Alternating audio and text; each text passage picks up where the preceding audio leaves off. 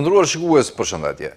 I gjithë rajoni i Lindjes së Mesme është në një terren i brisht, ku Izraeli me apo pa leje po e shfryzon për interesat e veta strategjike, kryesisht për luftrat, të cilat i kanë nxitur që nga viti 1948 e këndej. Gjitha veprimet ushtarake të Izraelit përbëjnë shkeljet ligjeve ndërkombëtare dhe askush nuk ka guxuar ta ndalojë, ndërsa partnerët perëndimor në krye me Shoban i kanë hapur rrugën gjithmonë. Edhe rasti i fundit ishte i tillë. Në luftën kundër Iranit, Izraeli ka krijuar një bazë sekrete në shkretëtirën irakiane dhe ka gjuetur ushtarët irakian kur janë afruar të njëjtës. Shumë sulme ndaj vendeve të gjirit mbeten ende të paqartë, ndërsa është dëshmuar se ato ishin sulme izraelite me qëllim përfshirjes së vendeve arabe në luftë kundër Iranit. Në Siri, ushtria izraelite ka deportuar edhe më thellë nga kufiri përkohshëm i lartësive të pushtuara të Golanit dhe ka kontaminuar tokat bujqësore në këto hapësira duke shkatruar të mbjellat. Libani jugore ka shndruar në gërmadha dhe planet për aneksim janë në vazhdim. E të mos flasim për Gazën, ku për çdo ditë ka bombardime tendave ku jetojnë civilët e zhvendosur, ndërsa bregu perëndimor i pushtuar po zbrazet çdo ditë më shumë.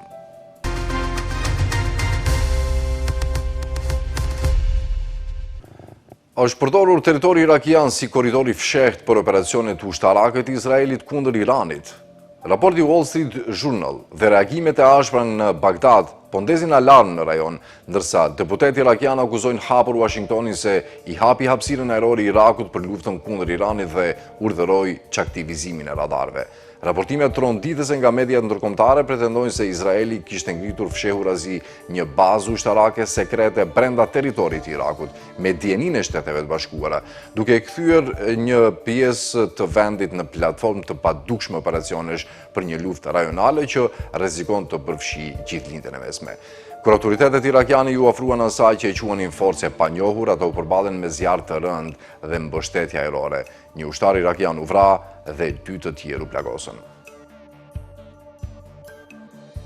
Izraeli kishte ngritur një instalacion ushtarak klandestin brenda Irakut përpara fillimit të luftës kundër Iranit, sipas një raporti të Wall Street Journal, i cili citoi zyrtar amerikan dhe burime të njohura me operacionin. Raporti thotë se baza u ndërtua pak para fillimit të luftës me dieninë e SHBA-s dhe shërbeu si qendër logjistike për operacionet ushtarake izraelite kundër Iranit. Sipas gazetës, ekipe kërkim shpëtimi ishin pozicionuar aty në rast se pilotët izraelit rrëzoheshin, ndërsa dhe forcat speciale izraelite operonin nga ky objekt. Instalacioni thuhet se ndodhej në shkretëtirën perëndimore të Irakut dhe mbështeti operacionet e forcave ajrore izraelite gjatë luftës 5 javore kundër Iranit. Vendodhja sekrete pothuajse u zbulua në fillim të marsit, pasi një bari njoftoi autoritetet irakiane për aktivitetet pazakonta të helikopterëve dhe personat armatosur që vepronin në zonë. Sipas Wall Street Journal, ushtarët irakianë që po lëviznin me automjete Humvee drejt vendit ranë në sulm të rënd. Duket se kishte një forcë të caktuar në terren para sulmit, e mbështetur nga ajri, duke operuar përtej kapaciteteve të njësive tona, deklaroi për media shtetërore irakiane zëvendës komandanti i Komandës Operacioneve të Përbashkëta të Irakut, General Lejtenant Kais al-Mohammedawi. Ky operacion i papërgjegjshëm u krye pa koordinim ose miratim, shtoi ai. Sulmi thuhet se vrau një ushtar irakian dhe plagosi 2 të tjerë. Iraku më vonë paraqiti një ankesë në Kombet e Bashkuara, duke i atribuar incidentin Shteteve të Bashkuara, megjithse zyrtarët amerikanë, të cituar nga gazeta, mohuan çdo përfshirje. Raporti thotë se posta në shkretëtirën irakiane i mundsoi Izraelit të poziciononte ekipe shpëtimi dhe operacione speciale më pranë territorit iranian gjatë konfliktit. Forcat speciale të aviacionit izraelit, të trajnuara për operacione pas vijave armike, thuhet se ishin stacionuar në këtë bazë. Gazeta përmendi gjithashtu deklaratat e bëra në fillim të marsit nga komandanti në largimi i forcave ajrore izraelite, Tomer Bar, i cili lutoi për operacione të fshehta gjatë luftës. Këto ditë luftëtarët nga njësitë speciale të forcave ajrore po kryen misione speciale që mund të ndezin imagjinatën, shkroi Bar në një letër drejtuar personelit. Detajet reja publikuara nga The New Arab të dielën tregojnë se parlamenti irakian tani do të hetojë pretendimet lidhur me bazën e raportuar izraelite. Sipas një zyrtari parlamentar irakian të cituar nga Mediumi, deputetët do të thërrasin ministrin e mbrojtjes datë të brendshëm së bashku me komandant të lartë në terren për të diskutuar incidentin. Parlamenti do të thërras ministrat e mbrojtjes dhe të brendshëm, si dhe drejtuesit e sigurisë të lidhur me situatën në terren për diskutuar çështjen, tha zyrtari. Raporti thotë se baza e pretenduar ndodhej në shkretëtirën Nuhaib, mes provincave Najaf dhe Anbar, pranë kufirit saudit. Një zyrtar irakian i sigurisë i tha The New Arab se autoritetet irakiane fillimisht besonin se forca e pa identifikuar që operonte në zonë ishte amerikane dhe e lidhur me koalicionin ndërkombëtar. Zyrtari konfirmoi se forcat irakiane u sulmuan më 4 mars 2026 pasi u afruan një lokacioni që strehonte atë që autoritetet e përshkruanin në atë kohë si forcë e panjohur. Një tjetër zyrtar irakian i tha mediumit se zona e përmendur në raport tani ishte pastruar, duke nënkuptuar se nuk kishte më forcat pranishme aty. Raporti i The New Arab citoi gjithashtu deputetin irakian Raid al-Maliki, i cili akuzoi Washingtonin për lehtësimin e operacioneve izraelite brenda Irakut gjatë luftës. Shtetet e Bashkuara e dorëzuan hapësirën ajrore irakiane entitetit gjatë luftës dhe urdhëruan që radarët të fiken, tha al-Maliki, duke shtuar: tani është bërë qartë se territori irakian u përdor gjithashtu për të ngritur një qendër sekrete intelegjence ose bazë për entitetin. Ai i përshkroi pretendimet si një shkelje madhore për cilën gjitha organet kombëtare të intelegjencës dhe sigurisë duhet të mbahen përgjegjëse. Qeveria irakiane ende nuk ka komentuar zyrtarisht raportin e Wall Street Journal.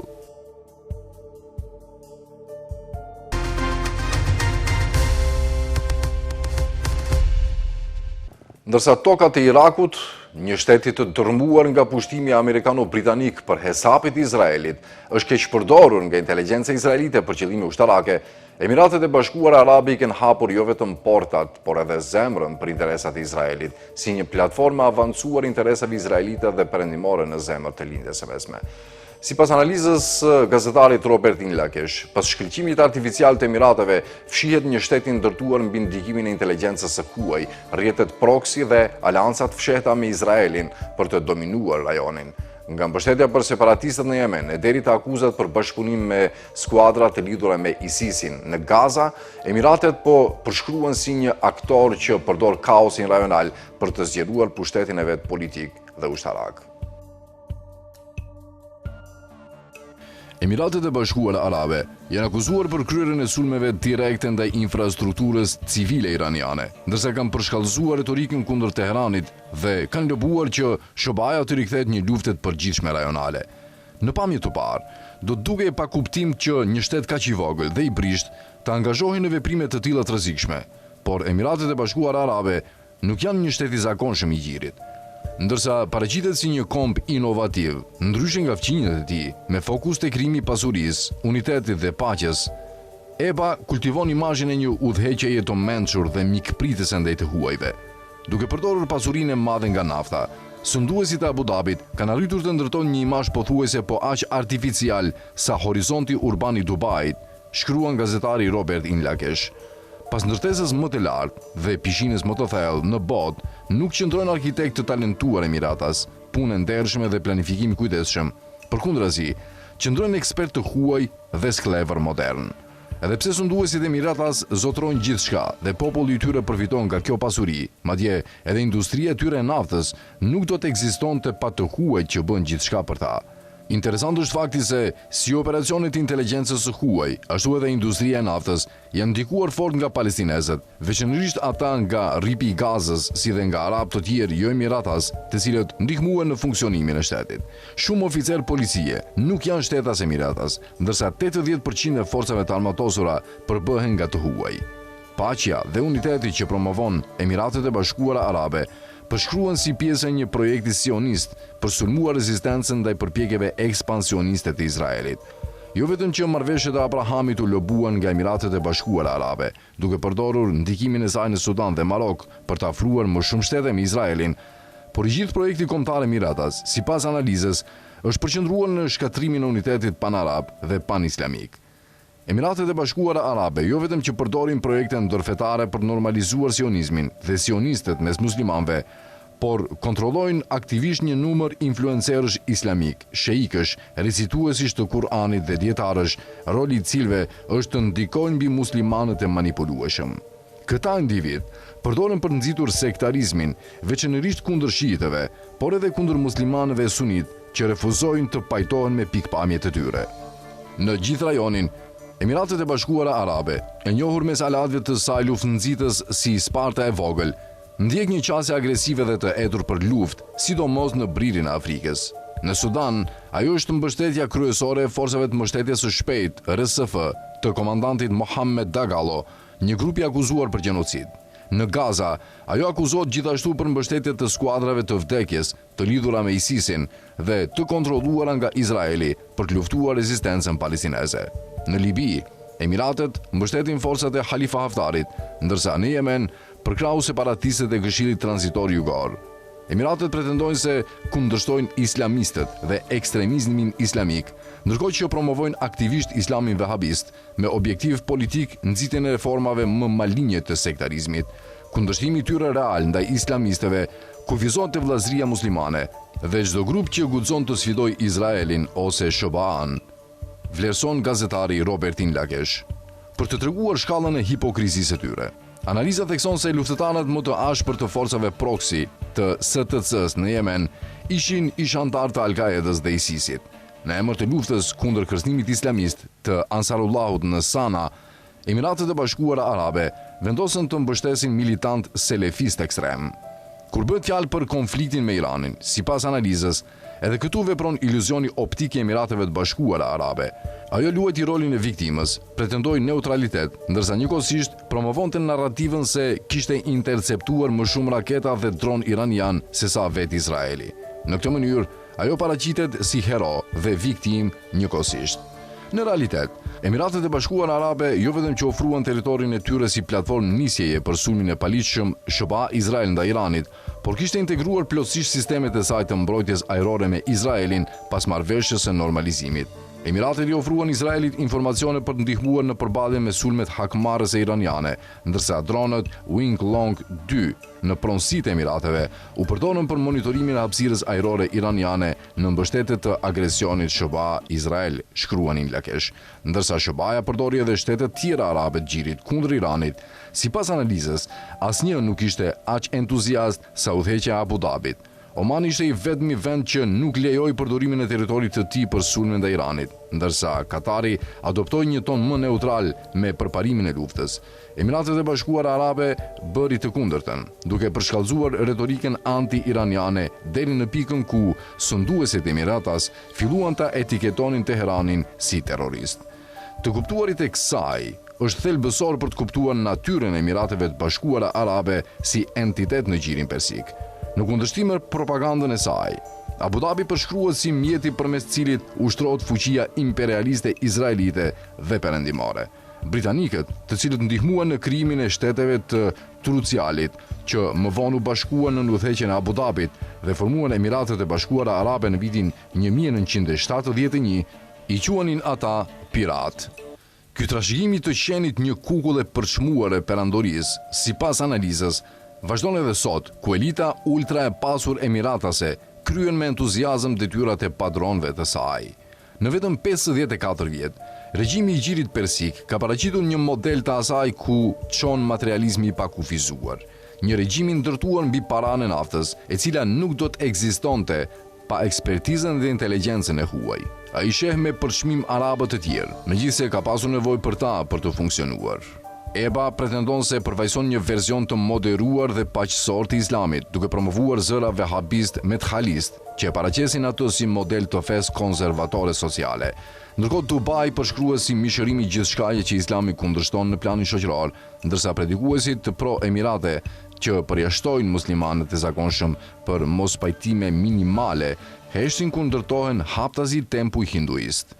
Analiza pretendon se Emiratet e Bashkuara Arabe kanë ndihmuar në 2 gjenocide, ndoshta edhe një të tretë nëse llogariten 400.000 vdekjet në Yemen.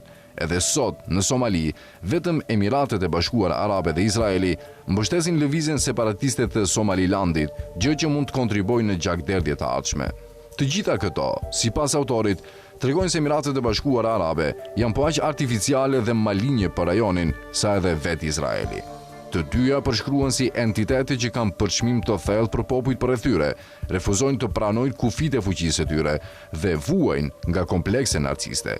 Në Emiratet e Bashkuara Arabe, sipas analizës, autoritetet monitorojnë çdo centimetër të territorit, cenzurojnë mendimet e njerëzve dhe vrasin, deportojnë ose burgosin çdo që refuzon të ushqejë egot e tyre të brishta. Në fund, analiza arrin në përfundimin se Emiratet e Bashkuara Arabe janë po aq bashkëfajtore në mizoritë rajonale sa edhe vetë Izraeli, Prandaj, nuk ishte befasi që u bashkua drejt për drejt luftës së paligjshme SHBA-Izrael kundër Iranit.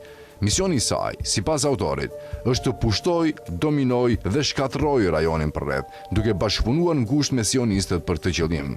Historia e fundit, thekson analiza, tregoi se Emiratet e Bashkuara Arabe ishin të gatshme të përplaseshin edhe me Arabinë Saudite dhe se në vitin 2017 ishte e gatshme ta shtynte Katarin drejt krizës për ta detyruar të ndërpriste mbështetjen financiare për Hamasin dhe mbulimin pro-palestinez të Al Jazeerës.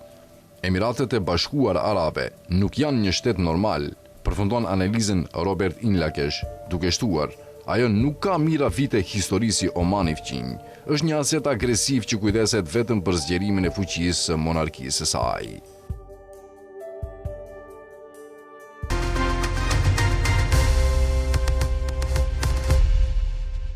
A dështoi projekti amerikano-izraelit për ndryshimin e regjimit në Iran? Sipas një analize tronditëse të gazetarit britanik David Hearst, lufta që pritet të gjunjëzonte Teheranin përfundoi duke ekspozuar kufit real të fuqisë Washingtonit dhe Tel Avivit, ndërsa Irani jo vetëm mbijetoi, por arriti të shfaqet si një fuqi që kontrollon ritmin strategjik të rajonit. Analiza paralajmëron se ajo që nisi si një luftë për të dobësuar Iranin mund të përfundojë duke transformuar gjithë arkitekturën gjeopolitike të Gjirit Persik, ndërsa Emiratet po shndrohen gjithnjë më shumë në një platformë strategjike për operacionet izraelite dhe amerikane në zemër të rajonit. Sipas tij, nëse fuqitë rajonale si Turqia, Pakistani, Katari, Omani dhe Arabia Saudite nuk ndërtojnë një arkitekturë të re sigurie për të frenuar boshtin Izraelito-Emiratas, lindja e mesme mund të futet në një epokë destabilizimit përhershëm ku lufta dhe sabotimi ekonomik do të bëhen realitet i përditshëm. Sipas një analize të gazetarit britanik David Hearst, lindja e mesme po hyn në një fazë të re përplasjesh strategjike, ku boshtin rritje mes Emirateve të Bashkuara Arabe dhe Izraelit po shihet si një kërcënim jo vetëm për Iranin, por edhe për vetë arkitekturën tradicionale të sigurisë në Gjirin Persik. Hearst argumenton se lufta kundër Iranit nuk prodhoi rezultatet që prisnin Donald Trumpi dhe Benjamin Netanyahu. Përkundrazi, sipas tij, konflikti ekspozoi kufit real të fuqisë amerikano-izraelite dhe forcoi pozicionin strategjik të Teheranit në rajon. Në qendër të analizës qëndron ideja se projekti për ndryshimin e regjimit iranian dështoi në mënyrë spektakolare. Sipas Hearst, plani fillestar ishte ndërtuar mbi 3 faza: eliminimin e udhëheqjes iraniane, destabilizimin e brendshëm përmes protestave masive dhe krijimin e një alternative politike që do të zëvendësonte Republikën Islamike. Por asnjëra prej këtyre fazave nuk funksionoi. Përkundrazi, bombardimet dhe sulmet izraelite, sidomos ndaj objektivave civile, prodhuan efektin e kundërt. Popullsia iraniane e cila para luftës ishte e ndarë në raport me pushtetin, u bashkua rreth shtetit. Sipas analizës, slogani "Vdekje Izraelit", që dikur shihej si propagandë shtetërore, tani po artikulohet si një ndjenjë reale nga një pjesë e madhe e shoqërisë iraniane. Hearst thekson se edhe vetë administrata amerikane u përball me përçarje të brendshme. Figura të rëndësishme si J.D. Vance, Marco Rubio dhe drejtori i CIA-s, John Ratcliffe, kundërshtuan skenarin për ndryshim regjimi, duke konsideruar atë të parealizueshëm dhe të rrezikshëm. Në analizën e tij, Hearst argumenton se dështimi më i madh i luftës ishte fakti që Irani jo vetëm mbijetoi, por arriti të tregojë kontroll real mbi një nga nyjet më strategjike të ekonomisë botërore, ngushtisjen e Hormuzit. Për herë të parë pas dekadash, shtetet e Gjirit përjetuan drejt për drejt pasojat e luftës moderne në territorin e tyre. Dronët dhe raketat iraniane goditën infrastrukturën energjetike, qendrat ekonomike dhe industrinë turistike të rajonit, duke trembëtur modelin ekonomik mbi cilin ishte ndërtuar imazhi i Gjirit si zonë stabiliteti dhe luksi. Sipas analizës, askund kjo goditje nuk u ndjen më fort se sa në Dubai dhe Abu Dhabi. Hearst shkruan se Emiratet e Bashkuara Arabe u shndruan në objektivin kryesor rajonal pas Izraelit. Qindra raketa dhe mira dron iranian goditën territorin Emiratas duke shkaktuar humbje të mëdha ekonomike. Tregjet financiare humbën $10 miliardë, mira fluturime u anuluan dhe sektori pasurive të paluajtshme pësoi rënje dramatike. Madje, sipas raportimeve të cituara në analizë, shumë biznese dhe investitorë të huaj filluan të largojnë asetet nga Emiratet, ndërsa klima e sigurisë në Dubai ndryshoi rrënjësisht brenda pak javësh. Por për David Hearst, problemi nuk është vetëm ekonomik. Ai argumenton se Emiratet kanë kaluar nga një aktor ekonomik rajonal në një platformë të avancuar strategjike për interesat izraelite në lindjen e mesme. Sipas burimeve iraniane të cituara në analizë, Abu Dhabi jo vetëm që lejoi përdorimin e bazave amerikane për operacione kundër Iranit, por mund të ketë vënë në dispozicion edhe infrastrukturën e vet ushtarake dhe teknologjike për operacionet amerikano-izraelite. Analiza përmend gjithashtu bashkëpunimin në fushën e inteligjencës artificiale, mbrojtjes ajrore dhe sistemeve të mbikëqyrjes, duke sugjeruar se Emiratet po funksionojnë si një qendër rajonale për koordinimin e operacioneve izraelite. Në këtë kontekst, Hirste përshkruan presidentin Emiratas Mohammed bin Zayed Al Nahyan si një nga figurat më destabilizuese në lindjen e mesme moderne. Sipas tij, Mohammed bin Zayed ka luajtur rol kyç në shtypjen e pranverës arabe, financimin e luftrave civile në Libi, Yemen dhe Sudan, si dhe në ndërtimin e një rrjeti milicish dhe aleancash që shtrihen nga gjiri deri në bririn e Afrikës. Hirs argumenton se modeli strategjik i Emirateve është ndërtuar mbi modelin e Izraelit. Përdorimi i teknologjisë, inteligjencës dhe aleancave perëndimore për zgjeruar ndikimin rajonal përtej kapaciteteve reale demografike dhe ushtarake të vendit. Në analizë përmendet edhe vendimi i Emirateve për t'u larguar nga OPEC-u, një hap që, sipas autorit, nuk lidhet vetëm me naftën, por me rivalitetin strategjik në rritje me Arabinë Saudite. Hirste interpreton këtë si një përpjekje të Abu Dhabit për të goditur Arabinë Saudite në zemër të fuqisë së saj ekonomike dhe për të dobësuar mekanizmin rajonal që për dekada kishte garantuar balancën energjetike në gjirin persik. Por ky është gjithashtu një bast i rrezikshëm. Sipas analizës, Emiratet mbeten një shtet me kapacitete të kufizuara ushtarake, me ekonomi të varur nga kapitali i huaj, turizmi dhe fuqia punëtore emigrante. Çdo konflikti zgjatur rajonal mund ta godasë rënd vetë themelit e modelit Emiratas. Për këtë arsye, Hirs paralajmëron se afrimi gjithnjë më i hapur mes Emirateve dhe Izraelit mund të prodhojë pasoja afatgjata për gjithë rajonin. Ai beson se një aleancë formalizuar ushtarake mes Abu Dhabit dhe Tel Avivit do të jepte Izraelit një bazë të avancuar strategjike në zemër të gjirit persik, duke kthyer konfliktin me Iranin në një përplasje të përhershme rajonale. Në fund të analizës së tij, Hirst u bën thirrje fuqive rajonale si Turqia, Pakistani, Katari, Omani dhe Arabia Saudite që të mos qëndrojnë pasive përballë këtij zhvillimi. Sipas tij, këto vende kanë tani një interes përbashkët strategjik: frenimin e zgjerimit të ndikimit Izraelito-Emiratas dhe krijimin e një arkitekture të re rajonale sigurie që do të pengonte përshkallëzimin e konflikteve në lindjen e mesme. Përndryshe, paralajmëron Hirst, rajoni mund të hyjë në një epokë të gjatë destabilizimi, ku lufta, sabotimi ekonomik dhe rivalitetet gjeopolitike do të bëhen pjesë e përhershme e realitetit të gjirit persik. Benzina, nafta, inflacioni dhe kriza ekonomike po godasin qytetarin amerikan, ndërsa miliarda dollar derdhen në luftën kundër Iranit, duke rikthyer frikën e një kolaps ekonomik të ngjashëm me krizën e naftës të vitit 1973 dhe duke hapur pyetje të rënda mbi ndikimin real të Izraelit në politikën amerikane. Analistët paralajmërojnë se çdo gallon karburanti që paguajnë amerikanët sot mbart brenda vetes kostin e një lufte tjetër në lindjen e mesme, ndërsa Washingtoni akuzohet se po sakrifikon ekonominë, mirëqenien sociale dhe stabilitetin e brendshëm për interesat strategjike të Tel Avivit.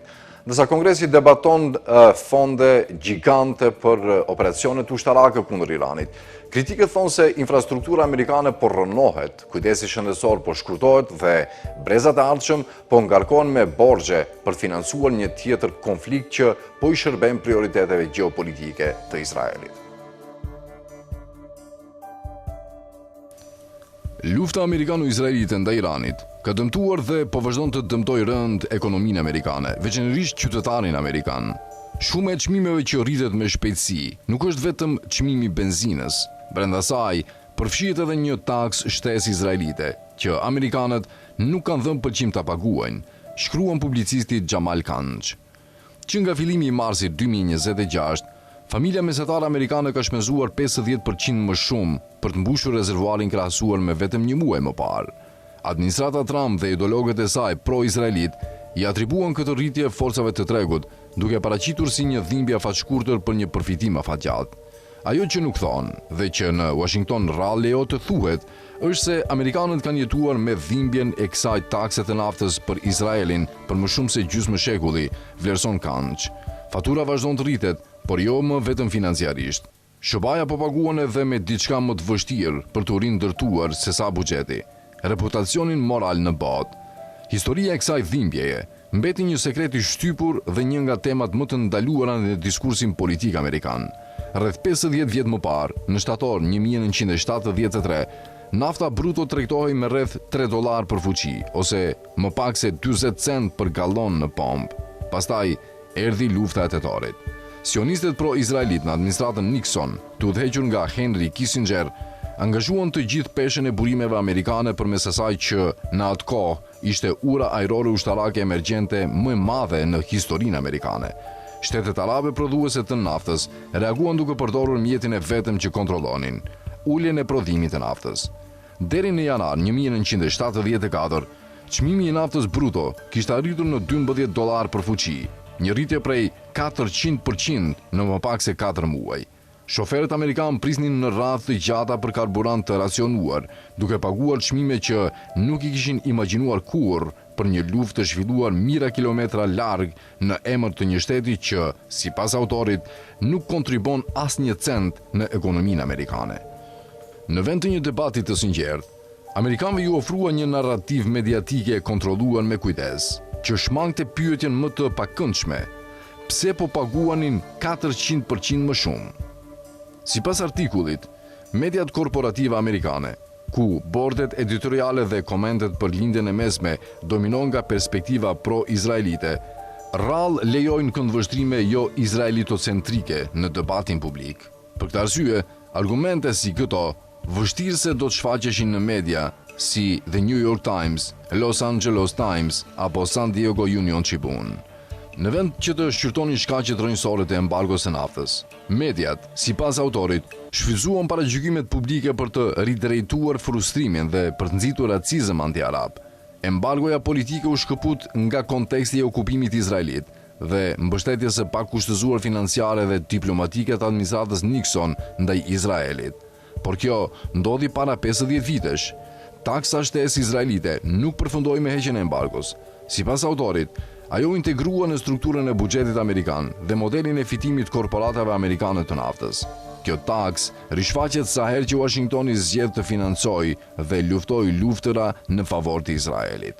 Pushtimi i Irakut, i justifikuar, sipas artikullit, mbi inteligjencë të fabrikuar izraelite dhe i planifikuar nga figura pro-izraelite në Departamentin Amerikan të Shtetit dhe në Pentagon, i shtoi më shumë se $8 trilion borxhit kombëtar amerikan.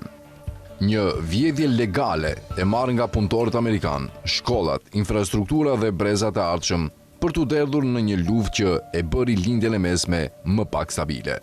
Shteti që mbështeti më fort këtë luftë dhe loboi më agresivisht në Washington ishte Izraeli, ndërsa shteti që nuk mbajti asnjë kosto në para apo gjak ishte po ashtu Izraeli. Tani jemi sërish këtu, shkruan Kanç. Lufta shoba Izrael kundër Iranit sapo ka filluar dhe Pentagoni tashmë po kërkon $200 miliard nga Kongresi. $200 miliard që, sipas analizës, do të financohen përmes shkurtimit kujdesit shëndetësor amerikan, riparimit të urave, ndihmës për arsimin e lartë dhe programeve sociale. $200 miliard për një tjetër luftë të bërë për Izraelin, që minon interesat strategjike dhe pozitën morale të SHBA-s në botë. Përtej kostos financiare, artikulli argumenton se SHBA-ja po humbet pozitën morale vit pas viti, luftë pas lufte, veto pas vetoje, në mbrojtje të një qeverie, kryeministri së cilës është nën akt akuz nga gjykata penale ndërkombëtare për krime lufte dhe krime kundër njerëzimit. Benjamin Netanyahu, i përshkruar si kriminal lufte i paditur, mbrohet nga diplomatët amerikanë në forumet ndërkombëtare dhe ushtron, sipas Kanç, ndikim të rrezikshëm mbi Donald Trumpin, ndërsa ushtarët amerikanë po vdesin në luftën kundër Iranit. Këto politika, Izraeli i pari, sipas artikullit, kanë shkatruar imazhin e Amerikës që dikur admirohej në botë. Amerika e planit Marshall dhe deklaratës universale të drejtave të njerëzit. Në syt e miliarda njerëzve, ajo Amerikë është zëvendësuar nga një shtet që armatos dhe mundson gjenocid, vendos veto ndaj armëpushimeve ndërsa fëmijët vdesin urije dhe dërgon të rinjtë e saj në luftë që Izraeli të mos luftoj vetë. Nuk është sekret në Washington. Bibi merr atë që dëshiron, shkruan autori. Në Kongres, Republikan dhe Demokrat bashkohen për t'i dhënë Izraelit çeke të bardha, ndërsa përçahen për financimin e vakteve shkollore apo kujdesit shëndetësor për amerikanët. Ndërkohë, sipas analizës, SBA merr borxh për financuar sistemin universal shëndetësor dhe universitetet falas të Izraelit, përfitime që nuk ua garanton qytetarëve të vet. Taksa shtesë izraelite është reale, përfundon artikulli. Ka histori dhe ka çmim, dhe ajo që amerikanët ndjejnë në supermarkete dhe në pompën e karburantit nuk është vetëm inflacion, por një taksë e re për të financuar një tjetër luftë në lindjen e mesme në favor të Izraelit, shkruan publicisti Xhamal Kanj. Ishte kjo tëra të ndruar shikues, faleminderit që na ndoqët dhe miru takofshim sërish javën e ardhshme.